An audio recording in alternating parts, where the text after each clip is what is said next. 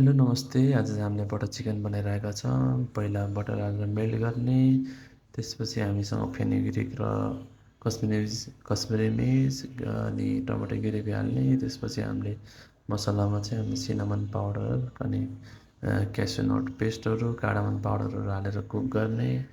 त्यसपछि हामीले 10 मिनट जस्तो कुक गरिसकेपछि हामीसँग पकाएको तन्दुरी चिकन एड गर्ने। तन्दुरी चिकन एड गरिसकेपछि एटलिस्ट 10 मिनटसम्म चाहिँ यसलाई कुक गर्ने। अनि लास्टमा चाहिँ कस्तुरी मेथीको फेनुग्रिक पाउडर लिफ अनि सिनामन पाउडर, क्रिम हालेर फिनिस गर्ने है। क्रिम हालेर चाहिँ धेरै बेर नपकाउनु होला। लास्टमा चाहिँ निकाल्नुभन्दा केही टाइम अगाडि चाहिँ क्रिम हालेर हल्का हाई हिटमा कुक गर्ने।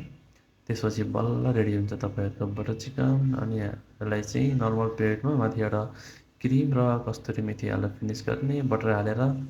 यो चाहिँ तपाईँले घरमा पनि बनाउन सक्नुहुन्छ, इजी छ। रेसिपी हेरेर घरमा पनि ट्राई गर्न सक्नुहुनेछ। Thank you so much every one. अनि हामीले चाहिँ रेसिपी लास्टमा मेन्सन गरिदिएको छ, त्यो चाहिँ हेरेर हजुरहरूले पनि घरमा ट्राई गर्न सक्नुहुनेछ है। हस् त, धन्यवाद। Okay, take care, bye by.